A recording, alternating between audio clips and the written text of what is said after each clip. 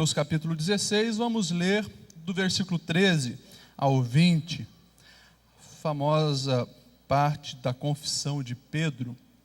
Mateus capítulo 16, do 13 ao 20. Chegando Jesus à região de Cesareia de Filipe, perguntou aos discípulos: quem os outros dizem que o Filho do Homem é? E eles responderam: alguns dizem que é João Batista, outros Elias, ainda outros Jeremias ou um dos profetas. E vocês? Perguntou Jesus. Quem vocês dizem que eu sou?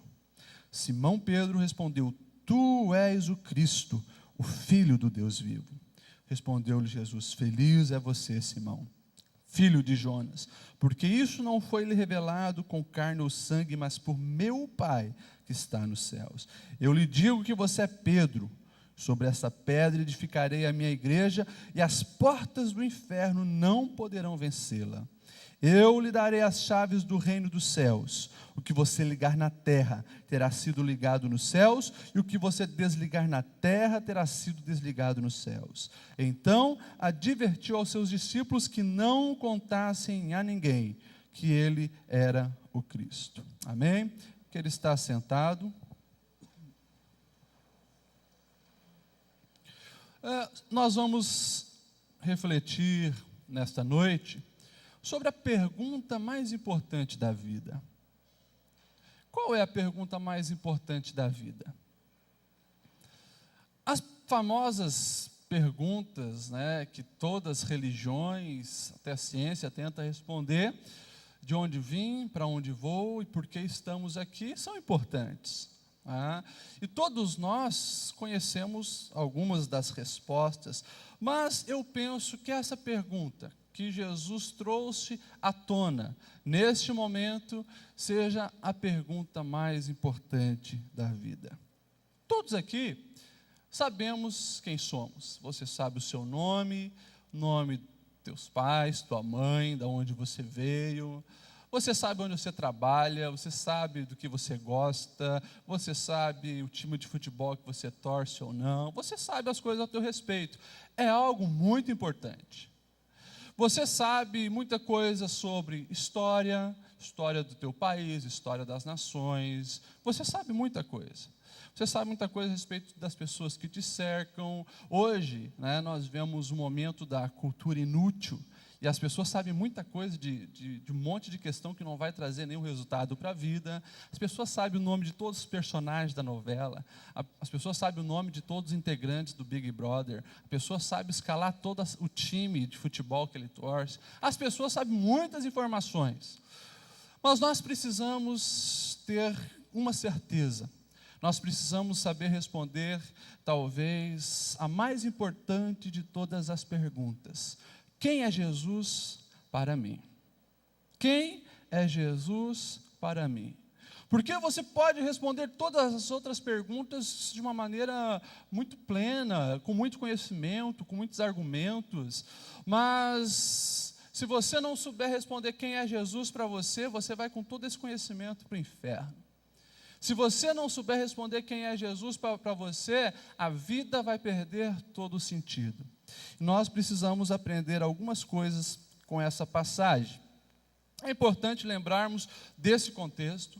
Jesus já estava, que nem diz popularmente, bombando na região da Palestina nessa época. Havia feito muitos milagres, multiplicado pão, já tinha muita gente curioso para saber quem é Jesus, muitas pessoas seguindo a Jesus. E no momento então que eles estavam indo para uma região chamada Cesareia de Filipe.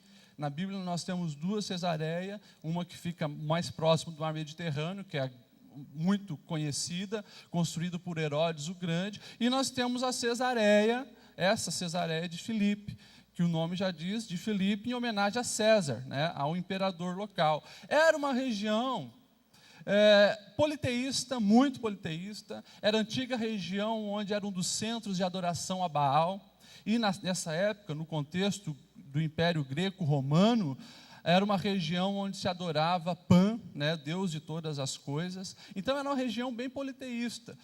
E não sei porquê, né, Jesus resolveu então questionar sobre o Filho do Homem. Quem as pessoas têm dito ser o Filho do Homem? Jesus usa essa expressão, talvez lembrando lá o que Daniel havia profetizado sobre esse Filho do Homem, apesar que era uma expressão usada para Messias que poderiam surgir e vir. E nesse contexto todo, então, há esse diálogo que eu penso ser um dos mais belos e importantes diálogos de toda a Bíblia. E aqui eu lembro dos dias de hoje.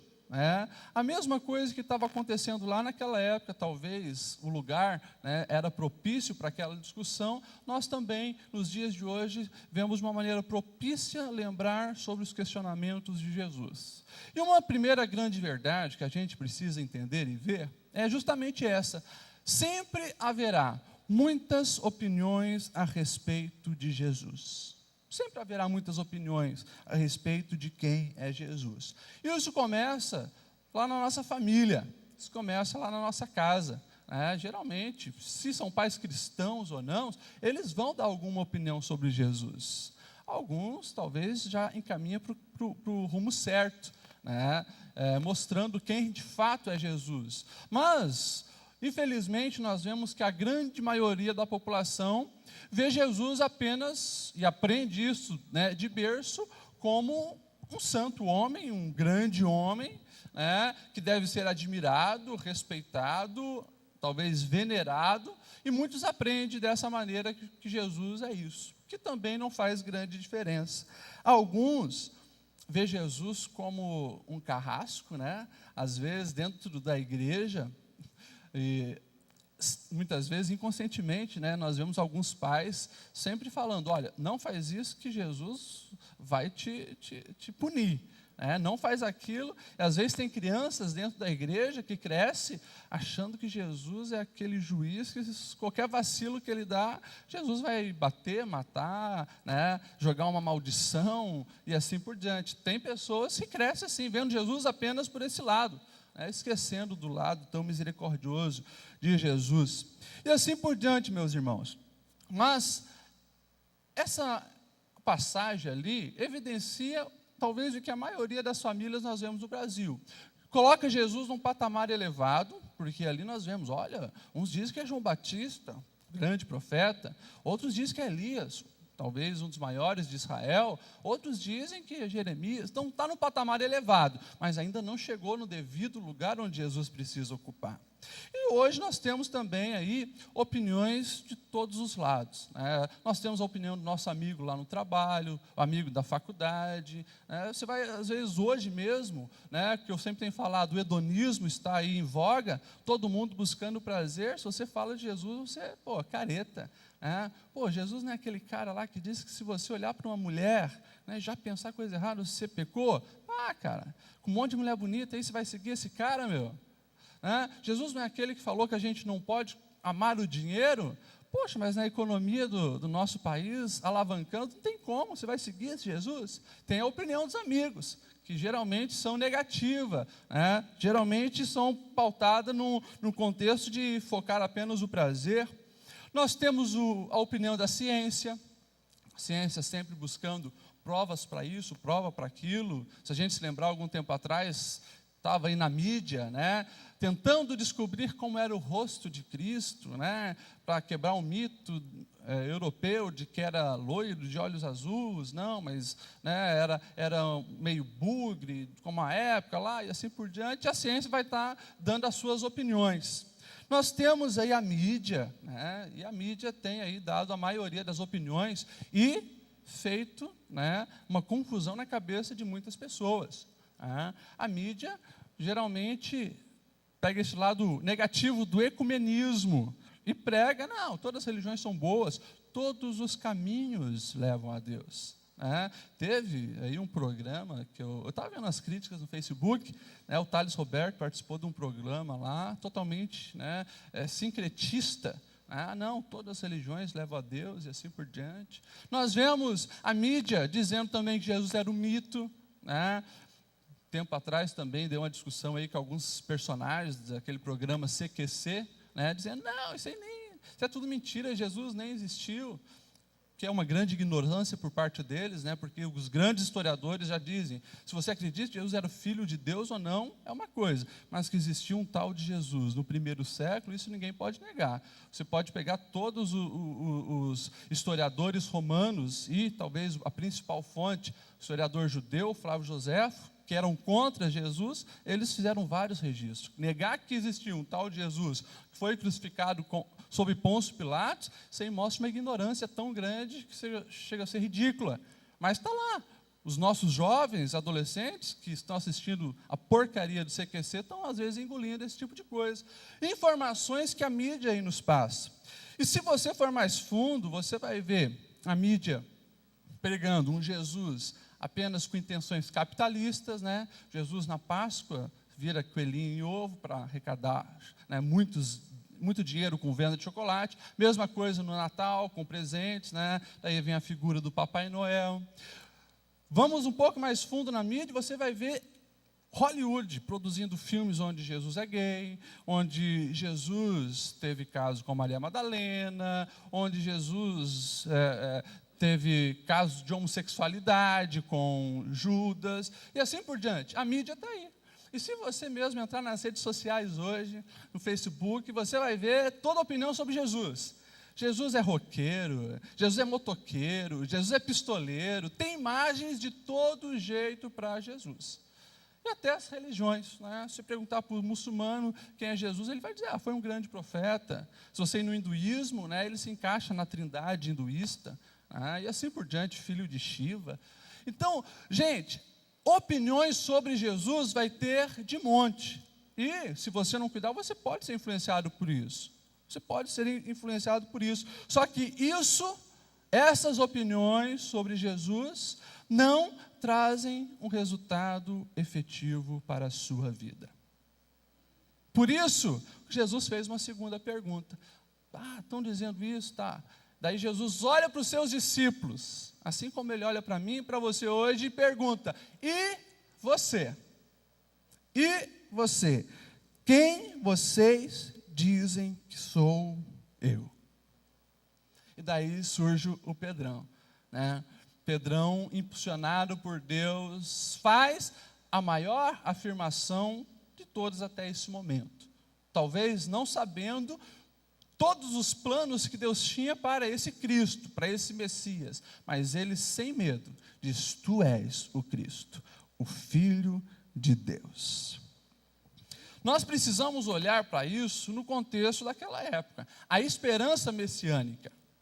Por mais que o povo de Israel reconhecia vários Messias, vários Cristos, né? Ou seja, grandes reis que eles esperavam que viessem para libertar o povo de Israel do jugo dos impérios grandes. Pedro, ele vai muito mais além. Ele coloca Jesus no patamar daquele Messias, o Filho do homem, né, que Daniel havia profetizado, e ele complementa, o Filho de Deus. Ou seja, ele consegue ver em Jesus realmente a solução para a humanidade. Jesus olha para ele e diz, tu és Pedro, e sobre essa pedra edificarei a minha igreja. Claro que num culto de ensinamento é importante a gente dizer que essa interpretação tem muitas vertentes. Eu entendo, né, e creio piamente que essa aqui é a principal e a melhor interpretação.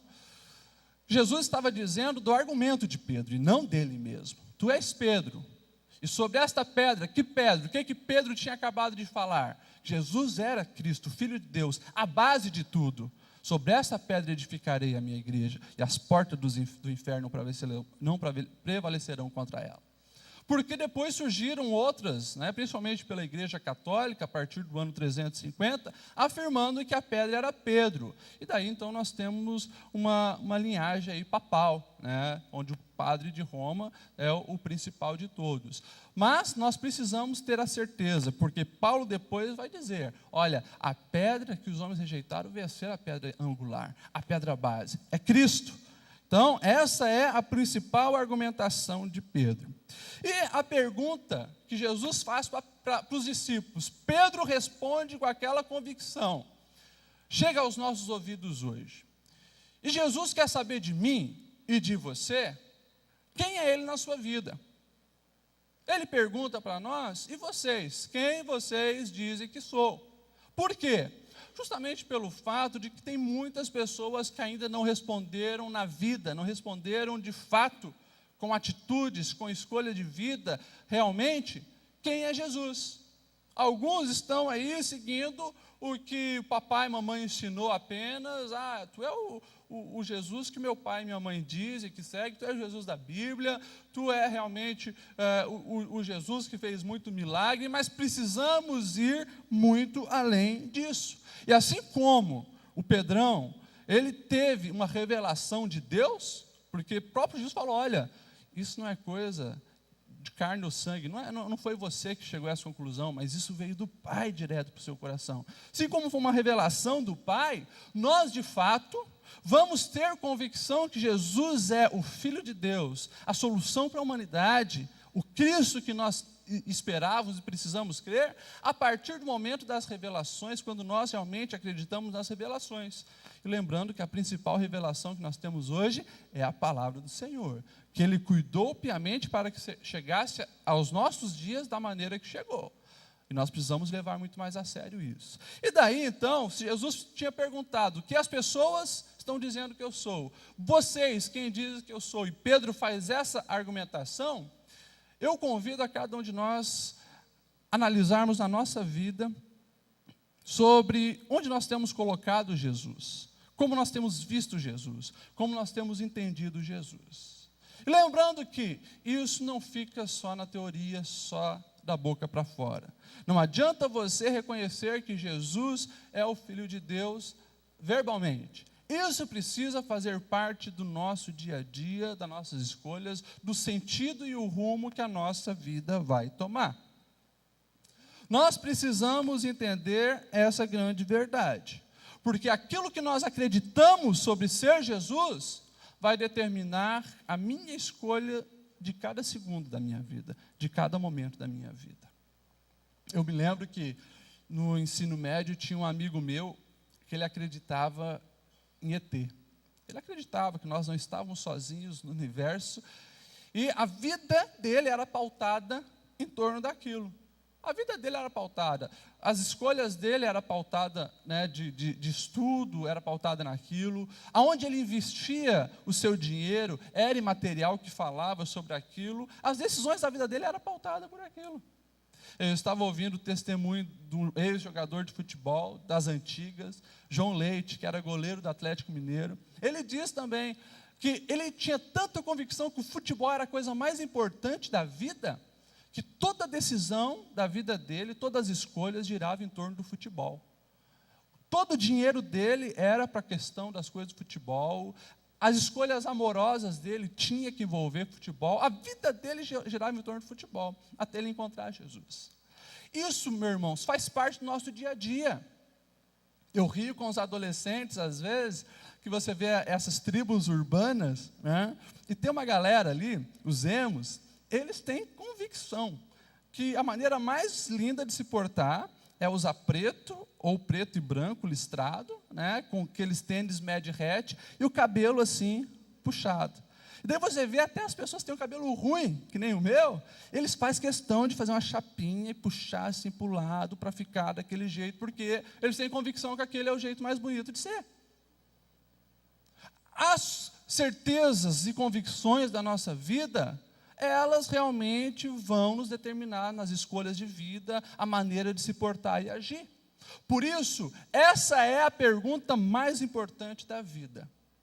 Quem é Jesus para cada um de nós? Pois isso vai determinar as nossas escolhas e os nossos passos. E daí então vamos olhar a resposta de Pedro, que precisa ser de coração a nossa resposta. Por mais que o Pedrão ainda não tinha noção tudo que abrangia essa afirmação dele, dizer que Jesus era Cristo, o Messias esperado, Filho de Deus. Tanto que a partir dali, Jesus começa a revelar qual o propósito do Messias. E o próximo discurso de Jesus vai ser sobre o Messias vai ter que morrer e ressurgir para resgatar a humanidade. E daí o Pedro já vacila, já sai da revelação e diz: não, Jesus, que isso?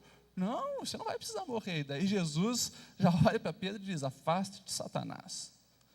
O mesmo que tinha falado essa afirmação, né, agora estava já sendo usado pelo diabo. Porque aquilo não fazia parte ainda da vida dele. Mas depois ele vai entender plenamente e vai realmente ver que o argumento dele, que ele tinha falado aqui, agora fazia sentido, quando ele começa a entender toda a revelação. Por isso que devemos valorizar toda a palavra do Senhor. Por isso que precisamos valorizar a Bíblia Sagrada, para entender quem é Jesus no seu todo. Irmãos, quando nós reconhecemos que Jesus é o Cristo, que Jesus é o Filho de Deus, a nossa vida não é a mesma. Porque se eu afirmo que Ele é o Filho de Deus, eu estou dizendo que Ele também é Deus. Se Ele é o Deus encarnado, se Ele é o Messias que veio resgatar a humanidade, Ele é autoridade sobre toda a humanidade. Ele é autoridade sobre a minha vida, que estou reconhecendo isso. E mais, se Ele é autoridade, eu preciso colocar Ele num patamar elevado na minha vida. Eu preciso dar crédito muito mais para o que Ele fala, para o que Ele ensina, do que para as minhas outras convicções de mundo. Se Ele é realmente, de fato, o Filho de Deus, eu não posso tratar Jesus de qualquer maneira. E daí eu separei algumas coisas na nossa vida que precisa mudar, que nós vemos na vida de Pedro, quando entendeu realmente de fato que Jesus era o Messias, e de todos os seguidores de Cristo até hoje na humanidade. Primeira coisa, o Pedro se tornou alguém empenhado numa causa que ia muito além dele próprio. Muito além dele próprio. Você vai ver lá em Atos 2, o Pedro, já convicto de que Jesus era Messias, o Filho de Deus, se levantando. Agora, sem medo de acusação, sem medo que a sua reputação ia ficar manchada, e pregando Jesus. 3.000 almas se convertem. Você vai ver o Pedro, que agora é usado por Jesus para fazer milagres, ajudando um paralítico a ser jogado na prisão. Ser jogado realmente na masmorra. E quando é trazido pelos fariseus, olha, você não deve mais falar desse Jesus. Daí nós vemos que Pedro não estava mais preocupado com os seus desejos, com o seu conforto, mas ele tinha um objetivo muito maior na sua vida, que era Jesus. Ele diz, olha, me desculpe, mas responda por vocês mesmos, eu devo obedecer aos homens ou a Deus? Convicção de que havia um propósito muito maior agora para a vida dele. Lá na carta de 1 Pedro, ele diz assim, capítulo 1 e 17, uma vez que vocês chamam Pai, aquele que julga imparcialmente as obras de cada um, portem-se com temor durante a jornada terrena de vocês, pois vocês sabem que não foi por meio de coisa perecível, como prata ou ouro, que foram redimidos na sua maneira vazia de viver, transmitido por seus antepassados, mas pelo precioso sangue de Cristo, como de um cordeiro sem mancha e sem defeito, conhecido antes da fundação do mundo e revelado nesses últimos tempos. Olha isso, aquele que julga imparcialmente as obras de cada um, portem-se com temor durante a jornada terrena de vocês, ou seja, vocês foram comprados por um sangue que é a maior e melhor coisa que poderia ter acontecido a cada um de nós. Nós somos redimidos pelo sangue de Cristo. O Filho de Deus desceu, morreu por mim e por você. Então, escute o que eu vou dizer. Não viva mais para você. Não viva mais para você. Você precisa ter um propósito maior. Viva para Deus. E nós temos um exemplo bíblico de alguém que meio que viveu para si. Alguém que teve até experiências com Deus. Se lembra do Salomão? No fim da vida, na sua velhice, ele escreve um livro, Eclesiastes. E o livro todo ele está falando sobre uma coisa: vaidade. Tudo é vaidade, tudo é vaidade, tudo é vaidade. E ele mesmo diz, olha, eu não privei-me de nada que a terra poderia me dar. Aproveitei de tudo. Mulher mesmo, ele teve 1000. Mas daí, ele chega no fim da vida dizendo que tudo é vaidade. E se você for ver lá no finalzinho do versículo, ele diz assim, olha, agora que eu já ouvi de tudo, aqui está a conclusão.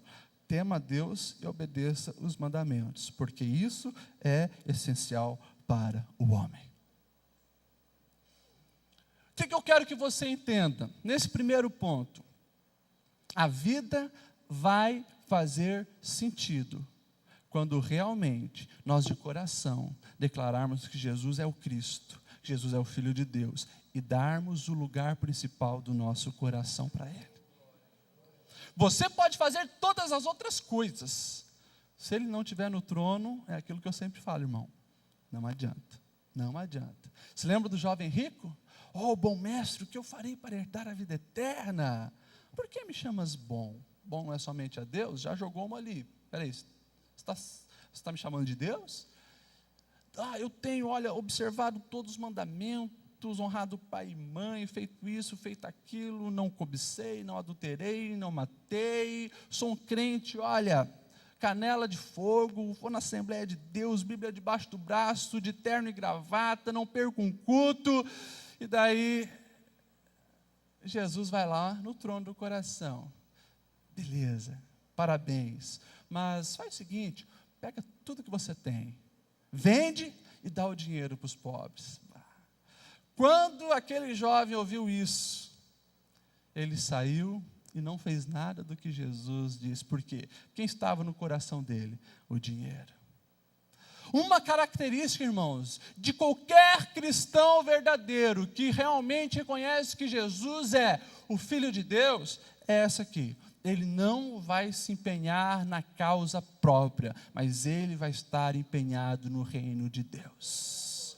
Então, irmãos, que o seu discurso no Facebook não seja porque eu vim aqui para ser feliz, eu existo para ser feliz, existimos para fazer a vontade de Deus. Consequentemente, nós vamos ser felizes, porque daí nós vamos estar no lugar realmente que nós fomos criados. É o centro da vontade de Deus.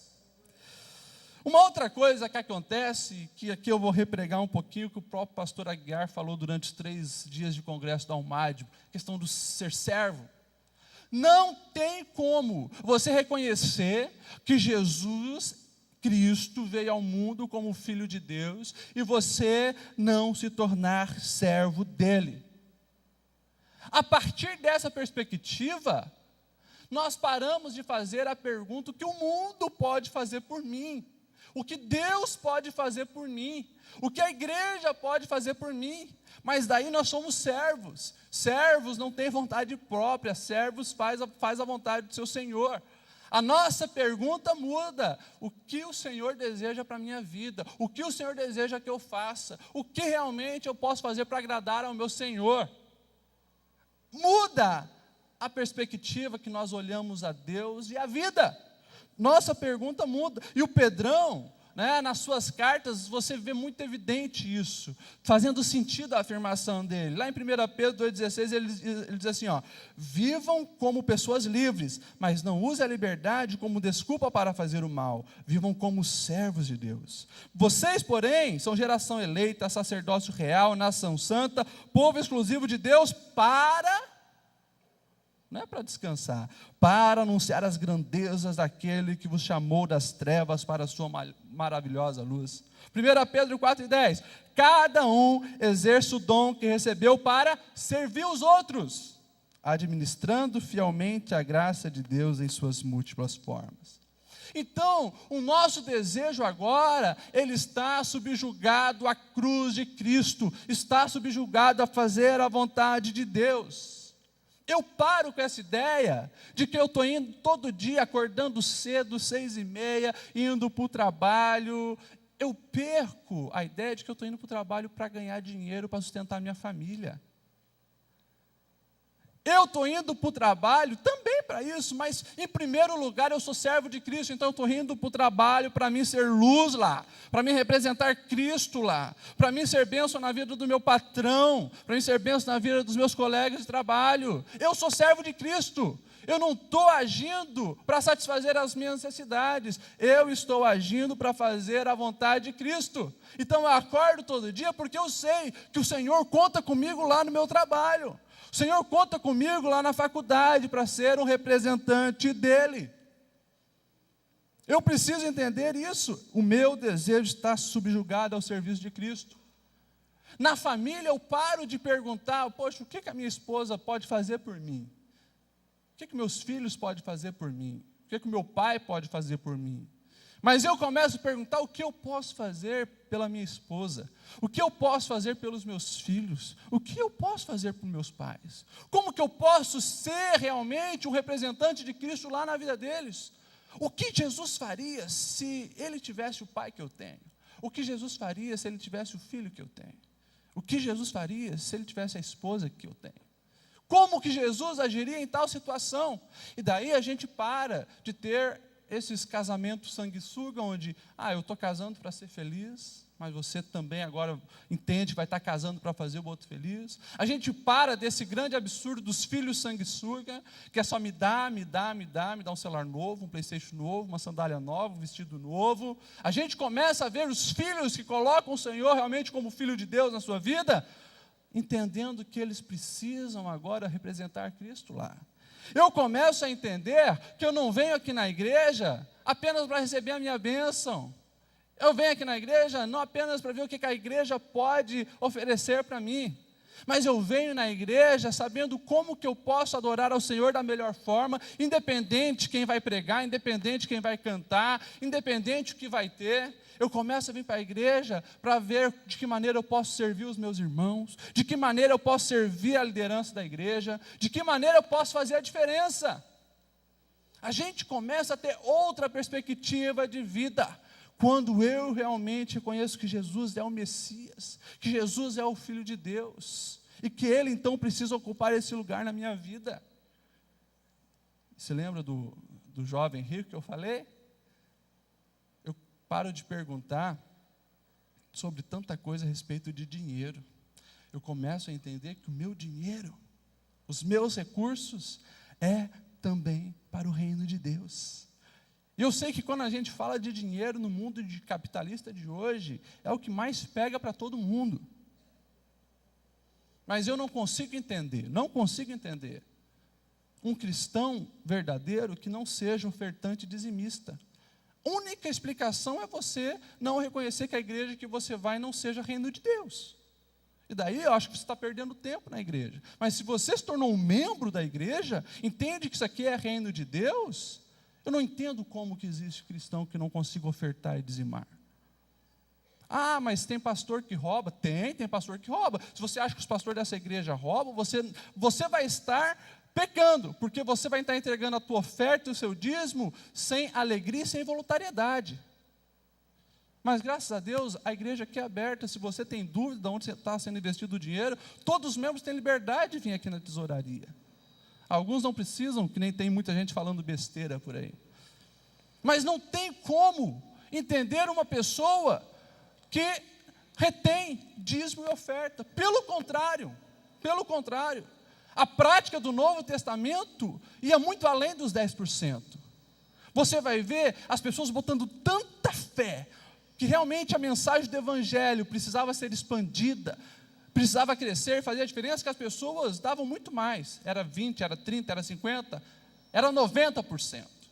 E eu quero, se Deus me permitir um dia ser abençoado financeiramente, parar de dar o dízimo, parar de dar só 10%. Mas oxalá que eu tenha tanto dinheiro para poder dar 50%, 80%, 90% para o reino de Deus. E o resto daí eu uso para viver. Mas eu não vou levar nada daqui. Então nós precisamos entender isso, meu irmão. Quando o Senhor é visto como realmente o Filho de Deus, aquele que veio trazer a salvação para o mundo, a minha vida muda, a minha maneira de ver as pessoas muda, a minha maneira de dizimar, ofertar, de ver o dinheiro muda. Tudo muda a partir do momento que eu entendo que eu sou servo. Isso para quê? Para servir ao meu rei, para servir ao meu Deus. A minha vida é dele, o meu dinheiro é dele, a minha família é dele. E se não for, nada mais faz sentido. Uma outra coisa que é uma característica de todos aqueles que falam, declaram e vivem que Jesus é o Filho de Deus, é que nós aprendemos sobre as prioridades do reino. Nós sabemos muito bem, a partir do momento que eu coloco Jesus no trono da minha vida, eu entendo a prioridade do reino. E a prioridade é bem simples, eu tenho falado isso direto para vocês. O próprio Jesus disse, olha, busque em primeiro lugar o reino de Deus, a sua justiça. Segundo lugar, ame o teu próximo.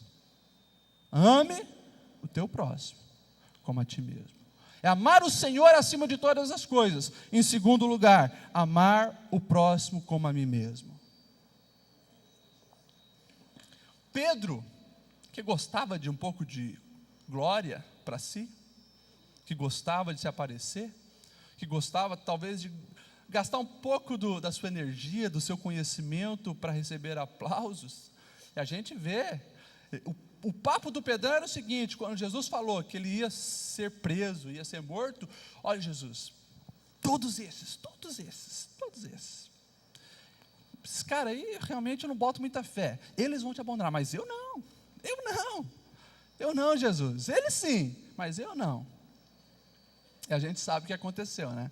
Foi o homem que negou Jesus, mas ele tinha plena convicção que ele não, porque a prioridade estava nele, no seu orgulho, no seu ego. A partir do momento você vai ver, a partir da experiência que eles têm com Cristo ressurreto, jamais você vai ver Pedro agindo em seu favor. Ele se tornou um dos cabeças na liderança da igreja.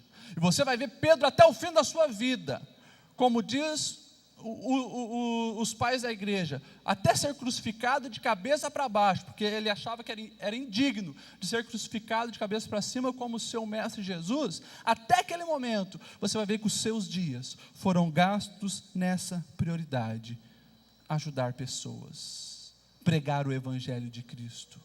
É Deus, é amar a Deus, buscar a Deus e investir em pessoas, levar as pessoas à salvação.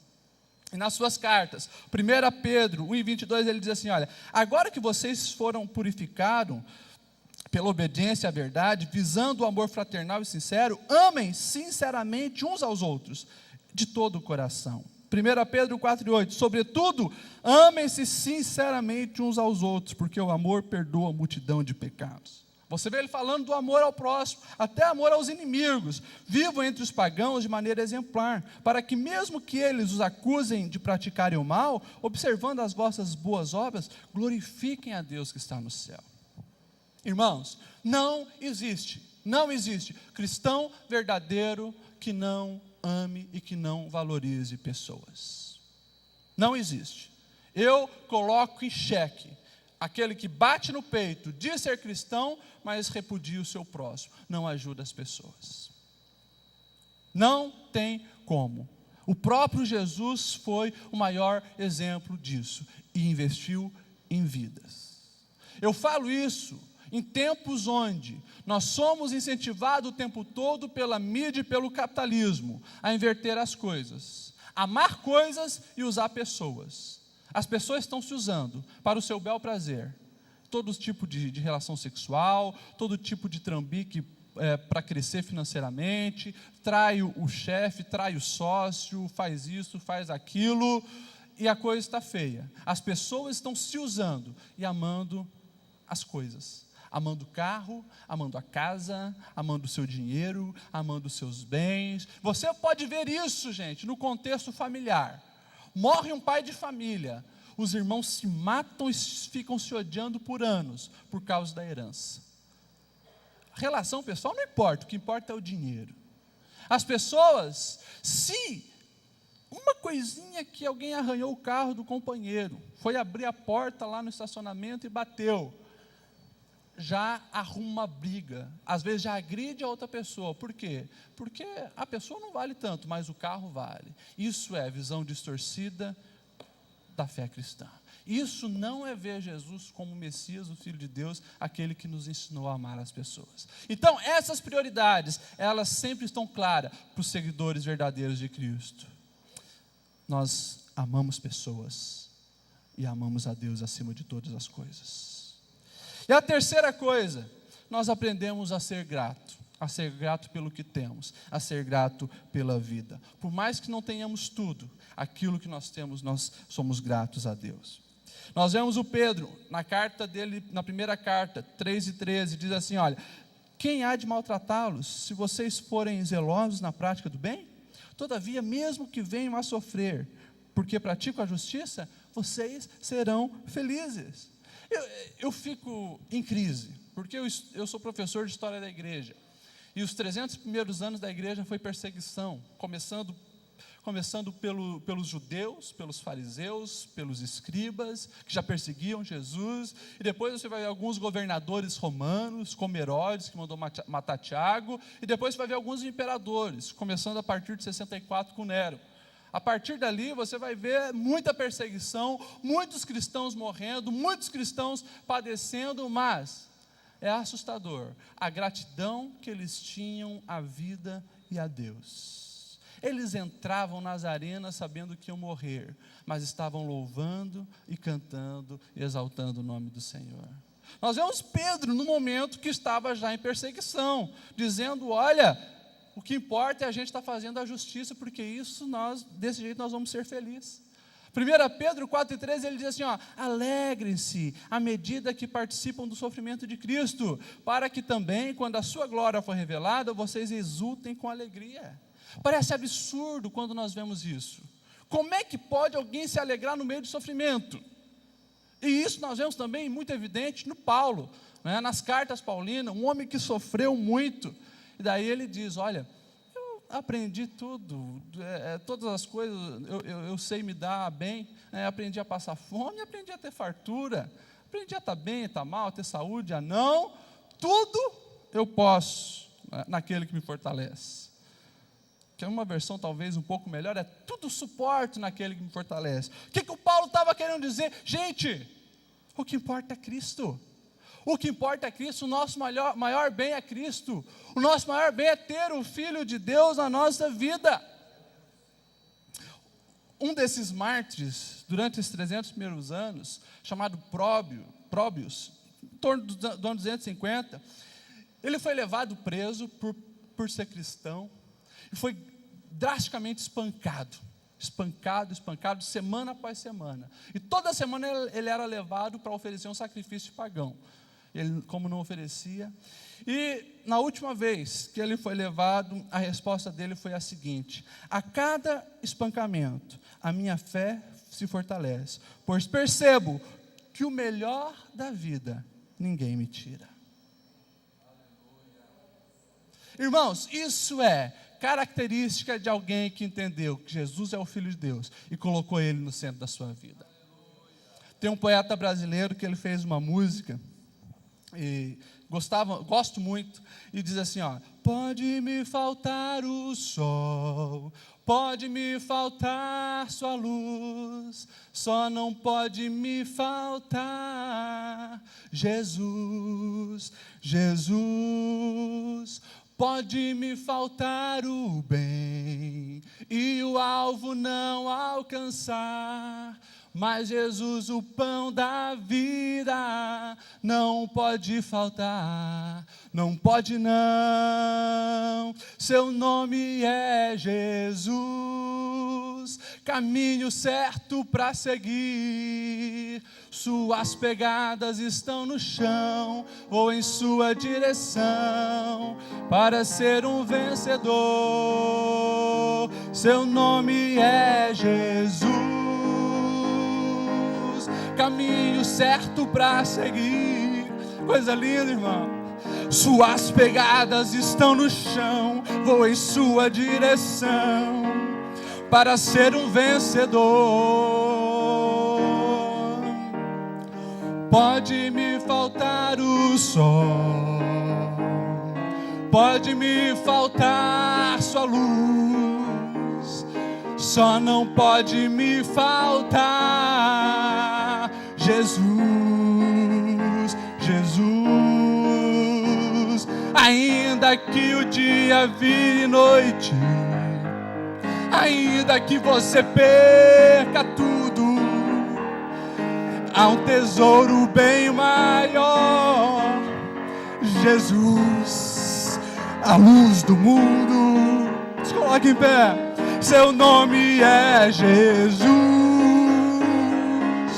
caminho certo para seguir.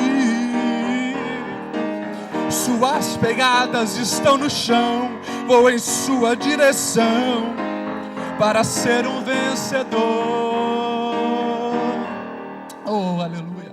Irmão, nós vamos encerrar com oração. Eu não sei se você já teve a ousadia de Pedro, para reconhecer que Ele é Deus, o Filho de Deus, o Messias que nós esperávamos, é aquele que trouxe salvação para o mundo.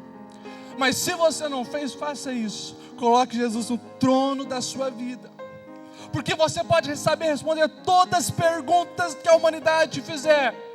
Se você não souber responder na essência quem é Jesus, de nada faz sentido, e você vai para o inferno. Coloque Jesus no trono da sua vida, reconheça Ele como Filho de Deus. Feche teus olhos e vamos orar. Deus, obrigado, Senhor, pela Tua palavra, Senhor. Obrigado pela ousadia de Pedro ter declarado isso. Mas muito mais obrigado, porque nós, olhando para a vida de Pedro, nós conseguimos ver isso na prática. Deus, vivemos num país cristão onde muitos têm falado que Tu és Deus sobre a vida dele. Muitos têm falado que Tu és Cristo. Mas nós precisamos, Senhor, viver na prática, abrindo mão do mundo, abrindo mão, Senhor, dos prazeres mundanos, abrindo mão, Senhor, da vontade de ser famoso, da vontade de ser rico, da vontade, Senhor, de ter sucesso diante dos homens. Não, nós queremos é ser servos, queremos ser escravos Teus, queremos fazer a Tua vontade, pois Tu és o Cristo, o Filho de Deus. Aplauda o Senhor.